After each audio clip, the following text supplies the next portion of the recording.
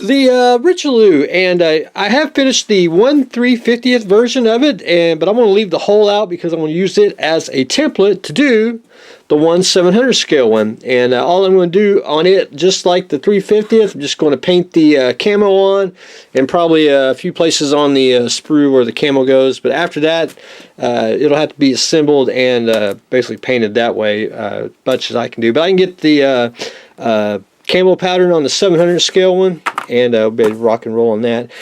First thing I got to do is, I got the hole out, I want to put the blue-gray pale for the base coat, and then once that dries, I'll seal it, and then I'll start masking the pattern, which shouldn't take too long anyway. But that's on deck next. Hopefully I have time to paint it. That's my game plan, but always subject to change around here.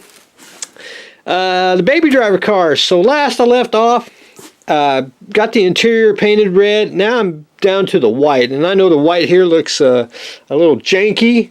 That's because I basically had to put one little coat, one little coat, one little coat. I really can't. I'd like to mask it all off and airbrush it, but there's just really no way to do it. And I didn't want to I didn't want any red to like come up with tape and everything, even if I used Tamiya. So I got basically a coat and a half on right now, and once I get it built up, it'll be a whole lot. Won't look like it's thin to death, because all my paints basically are pretty much thin for airbrushing, but they can be used to brush. But anyway, getting the white on the seats here, and I started painting the doors this morning till I quit. And I'll be honest here, I gotta make a confession.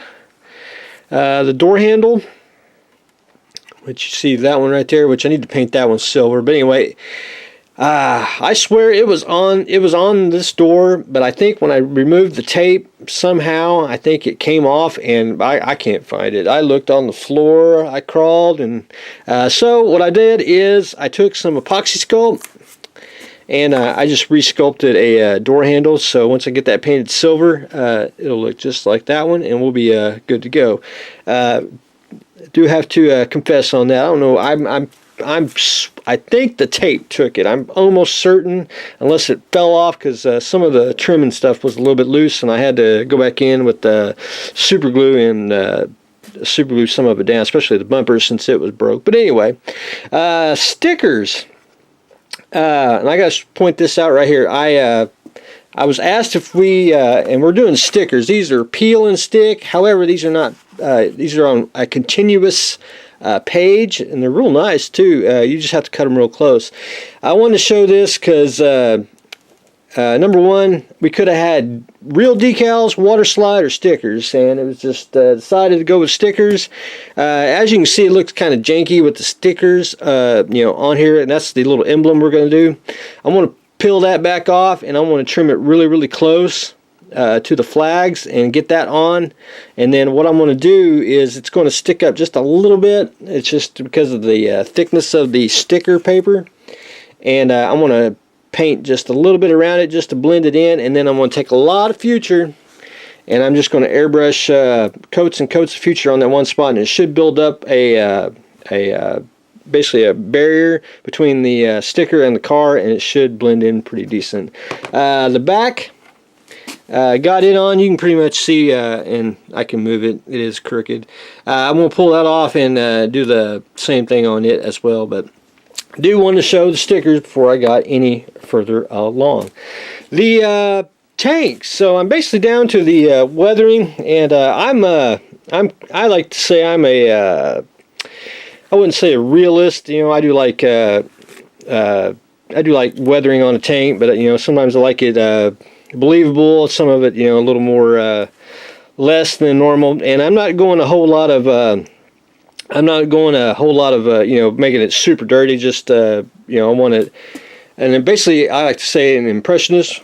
Well, there's the old cat. That's what I like to call myself on the in model building. Basically, an impression that gets the point across. You see it, bam, there it is. Even if it is, inaccurate or a make-believe tank. But anyway, I took some weathering pattern, especially some black and some browns. Did some around the engines here, as you can see, and then I started doing the inside of the track. kind of some a little bit of red brown and some browns, just kind of get them a little bit used, if you will. And did along the sides of the hole, where dirt and mud, kind of accumulate, and just working my way around here and there. Anyway, I think that they're turning out pretty darn slick. So I got one more, couple more passes of weathering on here. I did go back in and fix the red brown on there where it was missing. I got a few more rounds of weathering, and I think I will probably call them. I ain't going to put any markings on them. I didn't see any on the boxes that were that show the completed kit, and I didn't have any, and I think sometimes markings take away from the basically the beauty of the tank, But anyway, that's where I stand on that. So getting ready to hopefully finish up these tanks, because then we will start some probably I think what I'm going to end up doing, I'm going to probably do these three last, these next 46 models. I'll probably build these two first so we can do the railgun with the two E100s. But anyway, we are weathering the tanks. Baby driver car is getting some love, and then we're getting ready to start the 1/700 scale camo pattern. So that's what we got going on today, so stay tuned for the next exciting episode.